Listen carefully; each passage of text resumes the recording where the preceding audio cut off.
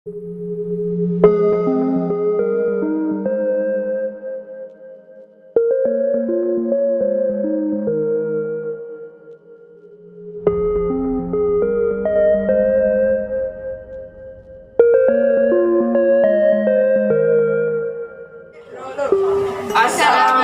warahmatullahi wabarakatuh.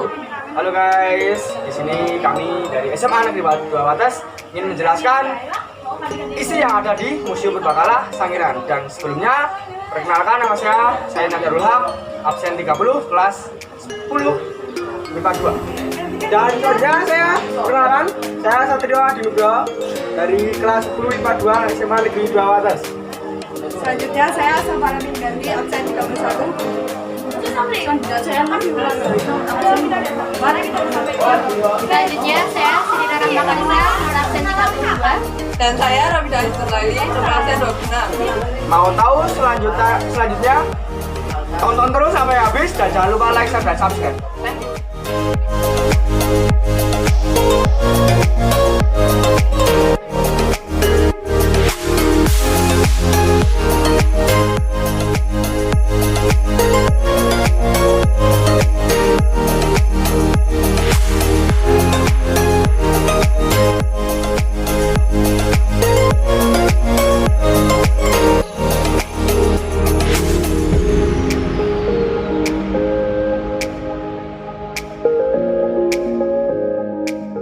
Oke, jadi di sini kami akan menjelaskan tentang terbentuknya kubah Sangiran. Yang pertama, tumbukan lempeng tektonik yang terjadi di selatan Pulau Jawa menghasilkan gaya yang saling menekan pada perlapisan tanah batuan di Sangiran. Untuk gambarnya seperti ini. Terus, gaya yang saling menekan mengakibatkan pengangkatan pada permukaan tanahnya. Proses pelipatan tanah atau batuan membentuk menyerupai kubah. Selanjutnya, proses pembentukan kubah biasa diiringi dengan terbentuknya patahan atau rekahan, terutama pada bagian puncaknya. Zona patahan dan rekahan ini merupakan zona lemah sehingga lapisan tanah atau batuan mudah tererosi dan memberi jalan air hingga menjadi sungai. Kontur tanah Sangiran yang berbukit-bukit terbentuk akibat aktivitas vulkanik, tektonik, serta naiknya diapirik sedimen lempung yang terjadi ratusan ribu tahun yang lalu. Tumbukan lempeng tektonik menghasilkan gaya tekan horizontal. Adapun pengelinciran kompleks gunung api dari atas ke bawah dan naiknya lapisan lempung dari bawah ke atas menghasilkan gaya saling menekan secara vertikal. Gaya tekan tersebut menyebabkan pelipatan lapisan sehingga membentuk perbukitan pada permukaan tanahnya. Nah teman-teman, seperti itu tadi yang bisa kami jelaskan tentang bagaimana terbentuknya kubah Sangiran. Semoga bermanfaat ya.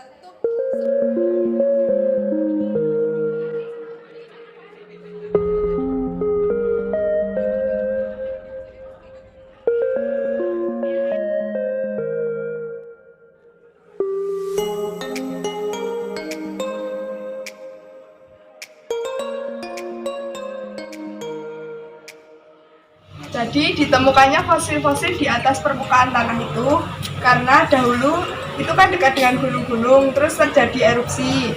Nah, saat erupsi kan ada pergerakan lempeng, pergerakan lempeng itu membuat fosil-fosil yang ada di bawah tanah, di dalam tanah itu naik ke permukaan sehingga fosil-fosil di Sangiran sudah ditemukan di permukaan karena terjadinya pergerakan lempeng.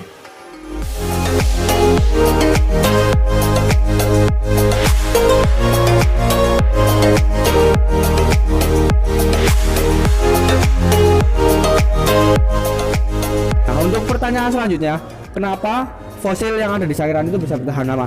Jadi itu ada 5 tahap. Yang pertama itu saat saya bacakan aja ya. Para ahli dapat mengetahui keadaan alam dan kehidupan zaman purba terutama dari fosil dan jejak-jejak yang tertera pada batuan. Fosil dan jejak tertera pada batuan terjadi melalui proses panjang. Ketika makhluk hidup mati, sebagian jasadnya hancur, tetapi bagian-bagian yang keras seringkali terawetkan. Sisa-sisa ini lalu tertimbun endapan yang semakin tebal karena terbungkus endapan ditambah dengan tekanan dan suhu-suhu yang meningkat. Pori-pori bahan organik itu lalu terisi oleh mineral-mineral tertentu, terutama silika, sehingga akhirnya mengeras dan bertambah berat seperti batu. Itulah yang disebutkan fosil. Terima kasih. Ada di Museum Sangiran, yaitu yang pertama fosil manusia, antara lain Australopithecus africanus, Pithecanthropus mojapertensis, dan Homo soloensis. Yang kedua yaitu fosil binatang bertulang belakang, antara lain Elephas napadicus atau gajah, Bubalus paleocarabau atau kerbau, Rhinoceros sandaicus atau badak, dan masih banyak lagi. Yang ketiga yaitu fosil binatang laut dan air tawar, antara lain Crocodylus sp atau buaya, ikan dan kepiting, gigi ikan hiu, dan masih banyak lagi. Yang keempat yaitu batuan, antara lain rijang, kalsedon, batu meteor, dan diatum. Yang kelima yaitu artefak batu, antara lain serpih dan pilah, serut dan kurdi, kapak persegi, bola batu, dan kapak perimbas, penetak. Terima kasih. Nah guys, manfaat ketika bermain di museum adalah yang pertama untuk bagi kita para pelajar, yaitu untuk wisata edukasi. Paling jelas itu adalah wisata edukasi ya guys ya. Untuk informasi yang lengkap dari Museum Sangiran merupakan salah satu daya tarik pengunjung sebagai wisata edukasi. Dan yang selanjutnya penelitian, selanjutnya sinematografi, selanjutnya berinteraksi langsung dengan fosil. Nah, kita bermain di museum, jangan lupa belajar di museum. Nggak hanya bermain, tapi juga belajar di museum.